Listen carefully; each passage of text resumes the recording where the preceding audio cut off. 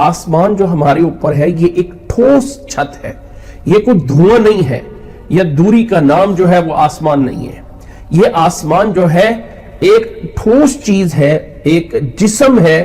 جس طرح اللہ کے نبی صلی اللہ علیہ وسلم جب معراج کی رات آسمان پہ گئے تو آسمان کا باقاعدہ دروازہ کھٹکھٹایا گیا، اجازت دی گئی تو آسمان کا دروازہ کھولا گیا۔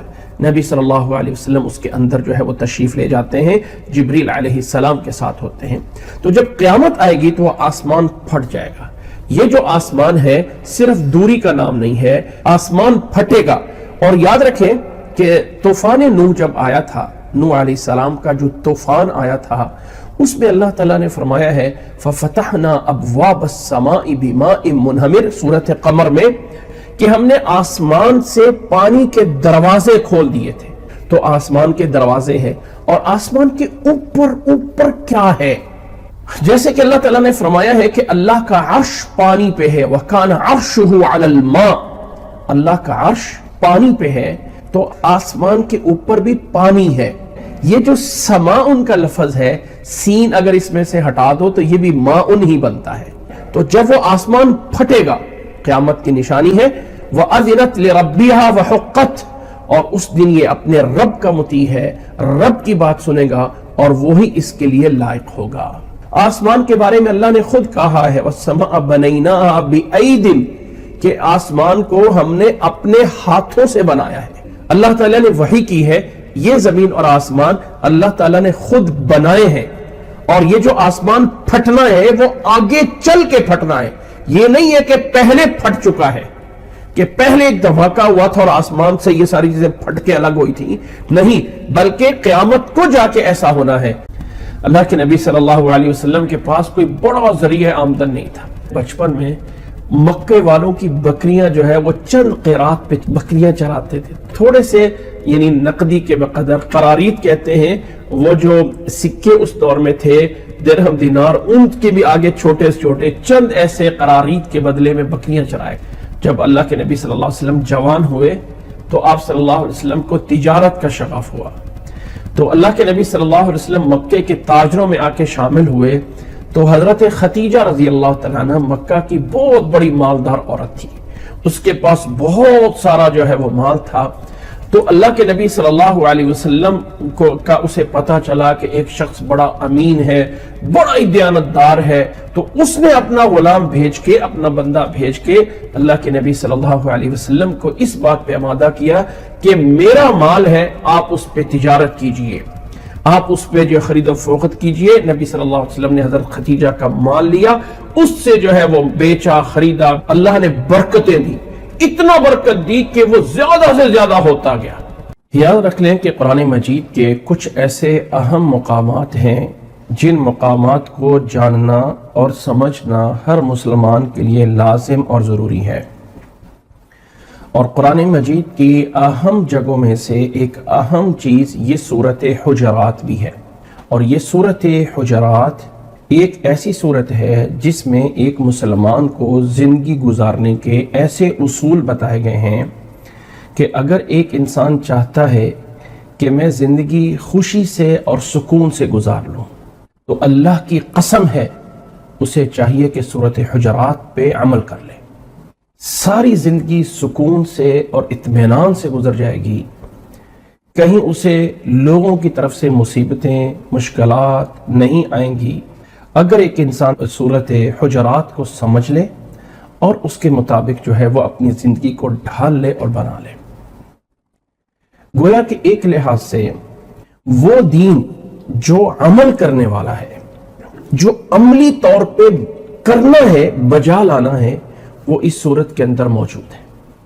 اخلاق، انسان کی عادات کو سنوارنا، انسان کے لوگوں کے ساتھ معاملات کو سیدھے رکھنا، اللہ کے بارے میں، اللہ کے رسول صلی اللہ علیہ وسلم کے بارے میں معاملات کیسے ہونے چاہیے، یہ سارا کچھ اس صورت میں بیان موجود ہے۔ کچھ لوگوں نے اپنی طرف سے وظیفہ بنایا ہوا ہے کہ نماز سے جیسے سلام پھیرتے ہیں، السلام علیکم ورحمۃ اللہ، السلام علیکم ورحمۃ اللہ، فوری اپنا دایاں ہاتھ ماتھے پہ رکھتے ہیں اور پڑھتے ہیں فَكَشَفْنَا عَنكَ غِطَاءَكَ فَبَصَرُكَ الْيَوْمَ حَدِيدٌ۔ اس کو کوئی 11 دفعہ یا 7 دفعہ پڑھتے ہیں یا 3 دفعہ، اور فضیلتیں بیان کی ہوئی ہیں یاد رکھ لیں نماز پڑھنے کے فوری بعد اپنا دایاں ہاتھ اپنے ماتھے پہ رکھ کے کچھ پڑھنا اللہ کے نبی صلی اللہ علیہ وسلم کی کسی سنت میں ثابت نہیں ہے، یہ کوئی شرعی عمل نہیں ہے۔ نماز کے جو بعد کے اذکار ہیں، اللہ اکبر، اللہم انت السلام ومنک السلام، تبارکت و تعالیت یا ذو الجلال والاکرام، اور پھر آیت الکرسی، اور پھر جو ہے سبحان اللہ، الحمدللہ، اللہ اکبر، اور آخری 3 سورتیں، یہ نماز کا اذکار ہے۔ یہ ہاتھ کو ماتھے پہ رکھ کے یہ آیت پڑھتے رہنا، اس کی کوئی دلیل کہیں موجود نہیں ہے۔ شیطان کبھی ڈائریکٹ کافر نہیں کرتا ہے۔ سب سے پہلے شیطان جو ہے وہ نیکیاں لا کے کروائے گا جو نیکی ہے ہی نہیں ہے، اور اس نیکی کو جو نیکی ہے ہی نہیں ہے اس کو نیکی بنا کے لا کے بدعات کروا کے غلط کروائے گا، انسان سے غلو کرائے گا۔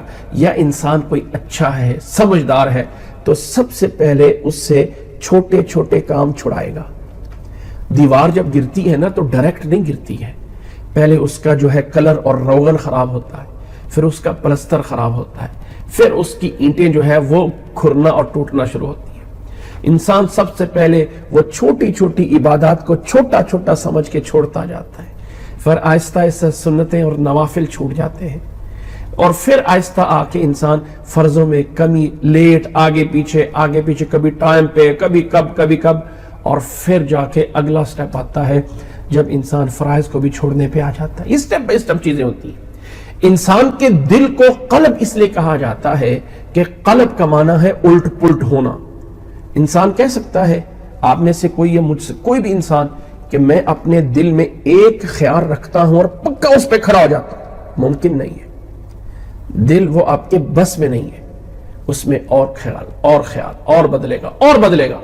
تو اللہ تعالیٰ نے فرمایا اے انسان، جیسے یہ شفق کے بعد رات آتی ہے، رات کے بعد چاند پورا ہوتا ہے، یہ اس بات کی دلیل ہے کہ تمہاری حالتیں بھی بدلی جائیں گی۔ وَأَحْصُ الْعِدَّةِ، عورت کے وہ عدت کے دن جو اس کے طلاق کے بعد ہوتے ہیں انہیں اچھی طرح شمار کرو، یہ نہ ہو کہ پتہ نہیں کب ہوا ہے۔ اور یہاں پہ یاد رکھ لیں عورت کے عدت کے بہت ساری مسائل پیچھے سورۃ بقرہ میں بھی گزرے ہیں، وہاں بتایا جا چکا ہے کہ عورت کے جو عدت طلاق کی عدت ہے وہ عورت کے 3 دفعہ اس کو حیض آنا ہے، 3 دفعہ اس کو ماہواری آنی ہے، 3 مہینے نہیں ہوتا بلکہ 3 دفعہ جو ہے اس کی ماہواری ہوتی ہے۔ وہ 2.5 مہینوں میں بھی ہو سکتی ہے، وہ 2 مہینے اور کچھ دنوں میں بھی پوری ہو سکتی ہے، اور وہ 3 مہینوں، میکسیمم 3 مہینے ہیں۔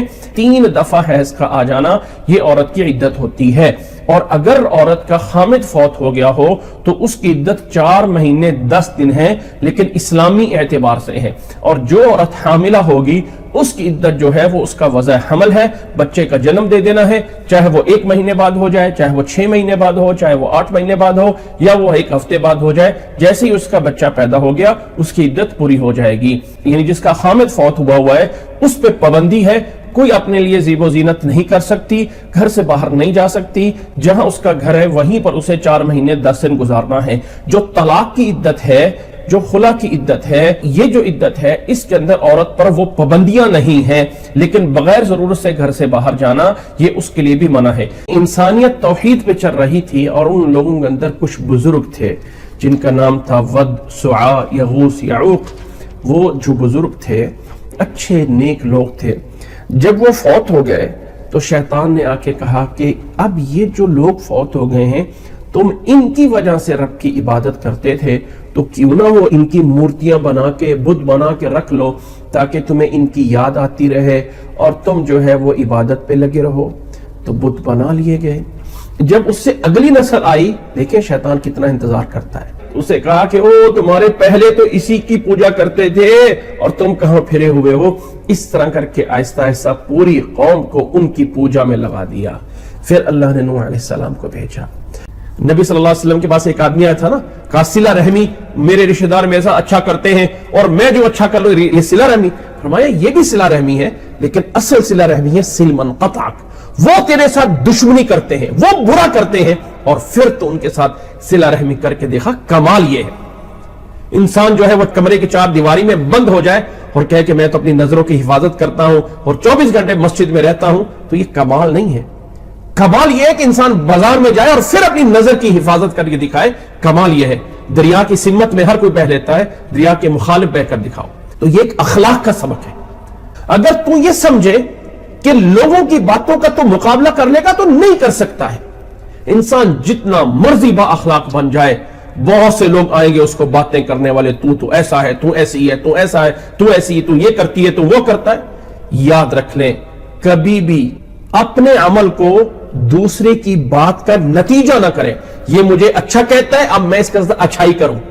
یہ مجھے برا کہتا ہے، اب میں اس کا برائی کروں. نہیں، اچھائی کر کے آگے والا برائی کر رہا ہے اور اس کے مقابلے میں اچھائی کرو، بدلہ اللہ تعالیٰ دے گا. یعنی مت سمجھیں کہ میں اچھائی کروں اور مجھے آگے سے تعریف ملنی چاہیے. تعریف اللہ سے لینی ہے. وہ رشتہ دار، وہ سسرالی رشتہ دار جو آپ کا برا چاہتے ہیں اور آپ اچھائی کر کے دکھائیں، کمال یہ ہے. وہ اچھائی کریں اور آپ اچھائی کر رہے ہیں تو بدلہ اللہ تعالیٰ سے کہاں لینا ہے؟ بدلہ تو وہ آپ کو دے رہے ہیں. جب اللہ سے بدلہ لینا ہے نا تو ان کی برائی کا جواب اچھائی سے دو. ادفع باللتی ہی احسن، قرآن مجید یہ کہتا ہے.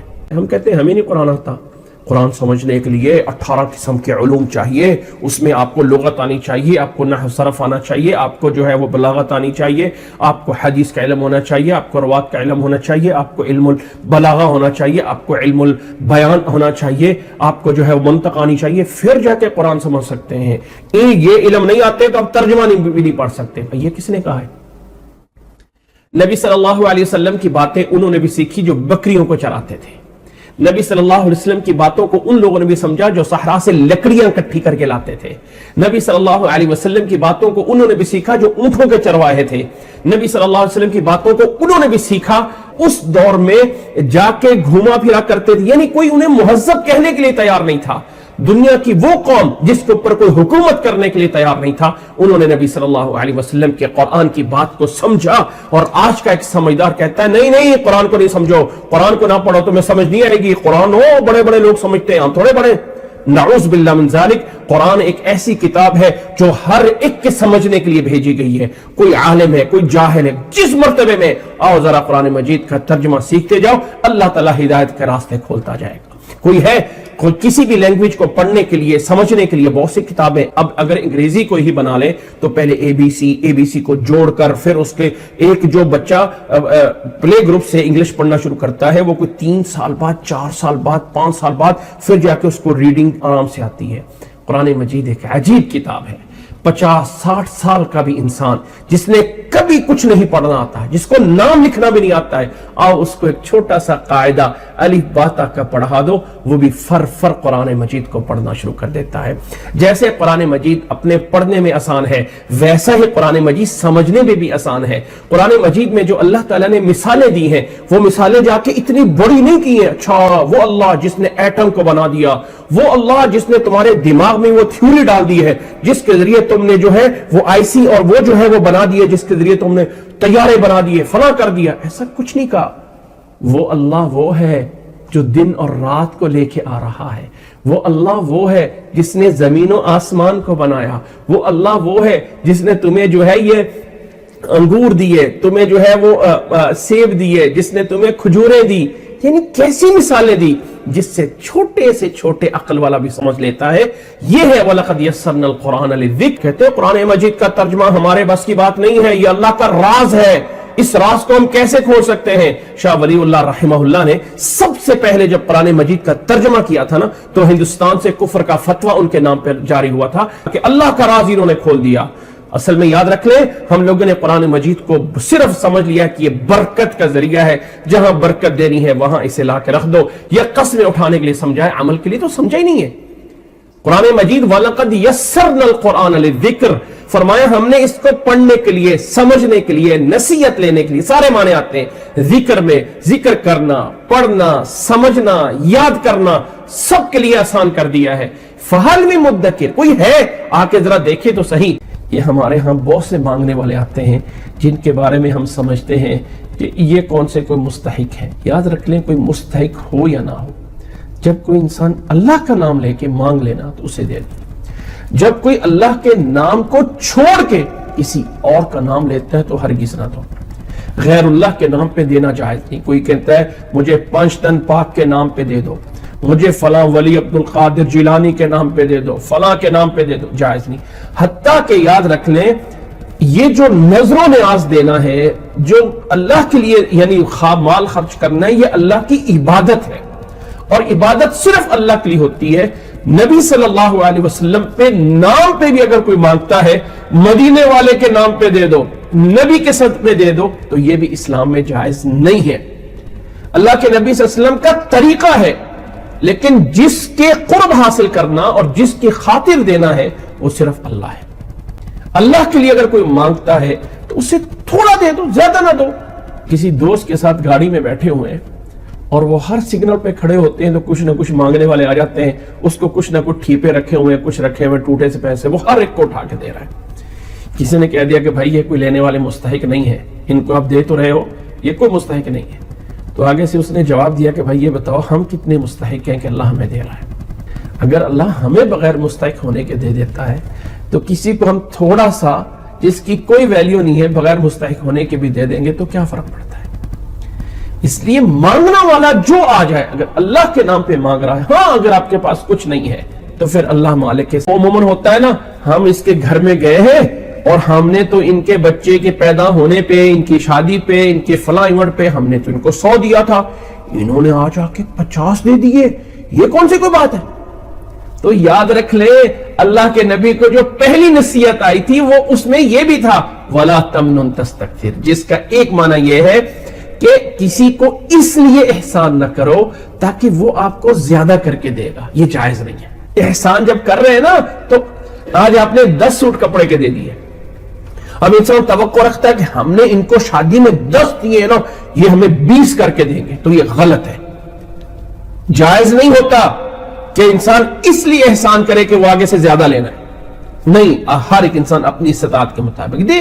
آپ کسی پہ احسان کرو، اب یہ کہو کہ آج میں اس کو جو ہے وہ 100 دے رہا ہوں، کل کو مجھے 120 دے گا، پھر وہ آگے والا 140 کر کے دے گا، وہ آگے والا 150، یہ کون سی رسم؟ اللہ تعالیٰ میں سمجھنے کی توفیق عطا فرمائے۔ رسول اللہ صلی اللہ علیہ وسلم نے ایک حدیث میں بیان فرمایا نا کہ لا تحقرن من المعروف شیئا، اے انسان کسی بھی نیکی کو چھوٹا نہ سمجھ، اگرچہ کسی بھائی سے خوشی سے ملنا ہی کیوں نہ ہو، خندہ پیشانی سے ملنا ہی کیوں نہ ہو۔ اور اللہ کے نبی صلی اللہ علیہ وسلم نے یہ بھی فرمایا تھا کہ اتقوا النار ولو بشق تمرہ، جہنم سے اپنے آپ کو بچاؤ اور صدقہ خیرات کر کے، اگرچہ کھجور کا آدھا ٹکڑا دے کر ہی کیوں نہ ہو، صدقہ کر کے جہنم سے بچانا پڑے تو اس کو بھی چھوٹا نہ سمجھنا۔ اللہ تعالیٰ کے ہاں اعمال کی گنتی مقصود نہیں ہے، اس نے 10 کیا، 20 کیے، 50، 60، 70، اللہ تعالیٰ کے ہاں یہ مقصود نہیں ہے۔ اللہ تعالیٰ کے ہاں اس کی کیفیت ہے کہ ایک انسان 2 رکعتیں پڑھ رہا ہے اور ایک انسان جو ہے وہ 100 رکعتیں پڑھ رہا ہے، ہو سکتا ہے 2 رکعتیں والوں کو زیادہ ثواب مل رہا ہو وہ 100 رکعتیں پڑھنے والے سے۔ تو اللہ تعالیٰ نے سورۃ ملک میں پیچھے بیان ہوا تھا الذی خلق الموت والحیات لیبلوکم ایکم احسن عملا، یہ نہیں کہا لیبلوکم ایکم اکثر عملا، بلکہ یہ فرمایا لیبلوکم ایکم احسن عملا، تم میں سے اچھے اعمال کون کرے گا۔ اللہ کے نبی صلی اللہ علیہ وسلم پہ جو وحی نازل ہونا شروع ہوئی ہے، اس کی ابتدا سورۃ علق کی ان پہلی 5 آیات سے ہوئی ہے۔ اللہ کے نبی صلی اللہ علیہ وسلم سے حضرت عائشہ کی روایت ہے، امام بخاری رحمہ اللہ نے اسے جو ہے روایت کیا ہے، کتاب بدء الوحی کی غالباً 3ری روایت ہے، شروع کے اندر ہی، کہ نبی صلی اللہ علیہ وسلم کے جب 40 سال ہونے والے تھے، 6 مہینے قریب پہلے اللہ کے نبی صلی اللہ علیہ وسلم کو خواب آتے، اور جو خواب آتا آپ کو سچا ہو جاتا اور اسی طرح دیکھتے، اور اللہ کے نبی صلی اللہ علیہ وسلم کو علیحدہ رہنا زیادہ پسند ہو گیا تھا، یتحبب الیہ الخلا، اور اللہ کے نبی صلی اللہ علیہ وسلم سال میں سے 1 مہینہ پورا مکہ کے اندر ایک پہاڑی غار حرا تھا، جبل نور جسے بھی کہا جاتا ہے، اس کے اندر غار حرا کے اندر جا کے مہینہ رہتے تھے اور اس کے لیے راشن لے کے جاتے تھے، وہاں رات کو سوتے اور اللہ تعالیٰ کی کائنات میں غور کرتے، رات کو اللہ تعالیٰ کی حمد و ثنا کرتے رہتے ہیں، اس طرح کر کے پوری رات گزارتے۔ اللہ کے نبی صلی اللہ علیہ وسلم کا پورا 1 مہینہ وہاں رہتے، آتے جاتے رہتے، درمیان میں جب بھی کبھی کوئی کھانے راشن کی ضرورت ہوتی آ کے لے جاتے، لیکن وہاں جا کے رہتے غار حرا کے اندر۔ جب اللہ کے نبی صلی اللہ علیہ وسلم کی 40 سال پوری عمر ہوئی تو اس رات میں اللہ کے نبی صلی اللہ علیہ وسلم موجود تھے کہ آسمان سے فرشتہ نازل ہوتا ہے، غار حرا میں اللہ کے نبی صلی اللہ علیہ وسلم کو گلے لگا کے دباتا ہے اور فرمایا اقرا، پڑھیے اپنے رب کے نام سے جس نے پیدا کیا، پڑھیے۔ آپ صلی اللہ علیہ وسلم فرمایا ما انا بقاری، میں پڑھا ہوا نہیں ہے، میں پڑھا ہوا نہیں ہوں. وہ فرماتا پڑھیے, 3 دفعہ فرمایا پڑھیے, فرمایا میں پڑھا ہوا نہیں ہوں. پھر آگے کہا پڑھیے اپنے اس رب کے نام سے جس نے پیدا کیا, جس نے انسان کو ایک لوتھڑے سے بنایا, اور اس رب کے نام سے پڑھیے جس نے, جو رب عزت والا ہے, جس نے انسان کو قلم سکھائی اور انسان کو وہ کچھ سکھایا جو انسان نہیں جانتا تھا. یہ آیات نازل ہوتی ہیں, اللہ کے نبی صلی اللہ علیہ وسلم ڈر کے گھبرا کے گھر آتے ہیں, اور اللہ کے نبی صلی اللہ علیہ وسلم جب حضرت خدیجہ کے پاس گھر میں آئے, تاریخ کے وہ الفاظ ہیں سیرت کے, حضرت خدیجہ فرماتی ہیں کلا واللہ لا یخزیک اللہ ابدا انک لتصل الرحم وتحمل الکلب وتقری الضیف وتعین علی نوائب الحق کلا واللہ لا یخزیک اللہ ابدا. فرمایا نبی صلی اللہ علیہ وسلم اللہ کو کبھی رسوا نہیں کرے گا, کیونکہ اللہ کو تو پہلے سے جانتے تھے نا, اللہ کی ذات تو موجود تھی. مکہ کے لوگ اللہ کو مانتے تھے لیکن اللہ کے ساتھ شرک کرتے تھے. فرمایا اللہ کو کبھی نہیں رسوا کرے گا. آپ غریبوں کے کام آتے ہیں, آپ لوگوں کی مصیبتیں دور کرتے ہیں, آپ صلہ رحمی کرتے ہیں, آپ مہمان نواز ہیں, اللہ آپ کو کبھی رسوا نہیں کرے گا. پھر اللہ کے نبی صلی اللہ علیہ وسلم ورقہ بن نوفل کے پاس جانتے ہیں, وہ آپ کو بتاتے ہیں کہ یہ تو وہ فرشتہ ہے جو موسیٰ علیہ السلام پہ آتا تھا. اور فرماتا ہے اس نے ورقہ بن نوفل, ورقہ کہتے ہیں کاش کہ میں اس وقت زندہ ہوں جس دن آپ کی قوم آپ کو نکالے گی. اللہ کے نبی نے کہا کہ کیا میری قوم مجھے نکالے گی؟ فرمایا ہاں, جو کوئی بھی یہ امانت لے کے آتا ہے نا, اس کی قوم اس کے دشمن ہو جاتی ہے. پھر کچھ دن ہی ورقہ رہا اور وہ فوت ہو گیا, اور اللہ کے نبی صلی اللہ علیہ وسلم پہ پھر وحی کا سلسلہ شروع ہو جاتا ہے. تو نبوت کا آغاز ان الفاظ میں ہوا ہے. یہاں پہ ایک بات سمجھنے والی ہے, کچھ لوگ کہتے ہیں کہ اس وقت حضرت جبریل علیہ السلام لکھی ہوئی کتاب لے کے آئے تھے, اور چونکہ وہ کہہ رہے تھے کہ اس کو دیکھ کے پڑھو, اور نبی صلی اللہ علیہ وسلم کہہ رہے تھے کہ میں پڑھا ہوا نہیں ہوں تو میں کیسے پڑھ کے سناؤں. اچھا, وہ دلیل کہاں سے لیتے ہیں کہ نبی صلی اللہ علیہ وسلم نے فرمایا ما انا بقاری, میں پڑھا ہوا نہیں ہوں. حالانکہ عربی جو لفظ ہے اقرا اور ما انا بقاری, ان کا مطلب صرف یہ نہیں بنتا, اس کا معنی یہ بھی بنتا ہے کہ آپ سے کہا گیا پڑھیے اور آپ نے کہا میں کیا پڑھوں. ما انا بقاری کا مطلب یہ نہیں کہ میں پڑھا ہوا نہیں ہوں, اس کا معنی یہ بھی بنتا ہے کہ میں کیا پڑھوں. سمندر میں جب کشتیاں چلتی تھیں تو ان کی سمت کا کیسے پتا چلے, شمال کدھر ہے, جنوب کدھر ہے, مغرب کدھر ہے, کہاں کس سائیڈ پہ ہم جا رہے ہیں, رخ کدھر ہے. رات کے وقت جو آسمان کے ستارے ہیں ان کو دیکھ کے راستے کا تعین ہوتا ہے, اس لیے کہ یہ آسمان کے ستارے ہزاروں لاکھوں سالوں سے, جب سے ہم زمین دیکھ رہے ہیں, جب سے زمین پہ ہیں وہیں پہ کھڑے ہوئے ہیں, وہی جگہ ہے. پتہ ہے یہ شمال کا وہ بڑا ستارہ ہے, یہ دب اکبر ہے, یہ دب اصغر ہے, فلاں فلاں. باقاعدہ آج کل 24 گھنٹے روشنی میں رہتے ہیں, اس لیے ہمیں ستاروں کو دیکھنے کا موقع نہیں ملتا. لیکن اگر کوئی انسان صاف آسمان پہ جائے, روشنیوں سے دور ہٹ کے جائے تو اور روزانہ اس میں رہا کرے, تو اسے پتہ چل جاتا ہے کہ یہ ستارہ وہ ستارہ وہ ستارہ فلاں سائڈ پہ ہے. اور اس سائڈ کی سمت دیکھ کے راستے متعین کیا کرتے تھے کہ سفر میں ادھر جانا ہے, سفر میں ادھر جانا ہے.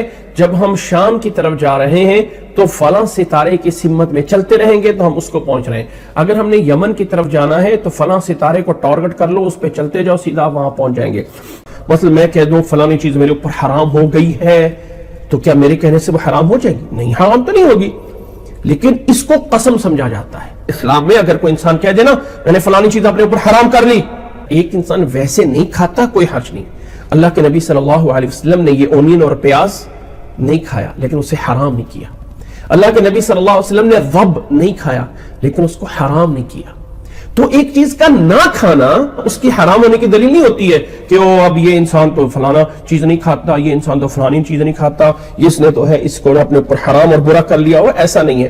کسی چیز کو طبیعت نہیں چاہتی ہے تو کوئی حرج نہیں ہے, لیکن حرام نہیں کیا جا سکتا کہ میں فلانی چیز کو اپنے اوپر حرام کرتا ہوں. اگر کسی نے ایسا کر لیا تو اب کیا ہوگا؟ اب اسے جو ہے قسم کا کفارہ دینا ہے. قسم کا کفارہ 10 لوگوں کو کھانا کھلانا ہوگا, یا 10 لوگوں کو کپڑے دینے ہوں گے, اور یا ایک غلام آزاد کرنا ہے. اگر یہ نہیں کر سکتے ہیں تو پھر 3 دن کے روزے رکھ لیے جائیں اور اپنی اس بات کو چھوڑ دیا جائے. حیض جن کو آتا ہی نہیں ہے, اس کی 2 شکلیں ہیں. عمر اتنی زیادہ ہو گئی ہے کہ مینسز آنا بند ہو گئے ہیں, اب ان کی عدت کیسے ہوگی اگر طلاق ہو جاتی. یا بعض دفعہ ایسا نادر بھی موجود ہے کہ عورت اپنے بلوغت کو پہنچ جاتی ہے لیکن کسی وجہ سے اس کے جو ہے وہ اس کی ماہواری شروع نہیں ہوتی ہے. تو ایسی صورت میں اگر طلاق ہو جائے تو پھر عدت کیسے شمار کرنی؟ اب عدت چونکہ 3 دفعہ کی ماہواری آنا ہے, تو جب وہ ہی نہیں ہو رہا تو کیسے اس کی عدت شمار کی جائے گی؟ اللہ نے فرمایا واللائی یئسن من المحیض من نسائکم، تمہاری عورتوں میں سے جن کو حیض محیض آنا وہ اس سے مایوس ختم ہو گیا ہو، یعنی نہ ہو رہا ہو، ان ارتبتم، اور تمہیں ان کے بارے میں شک ہو رہا ہو کہ عدت کب پوری ہوگی، فعدتہن ثلاثۃ اشہر، تو ان کی عدت 3 مہینے ہوگی۔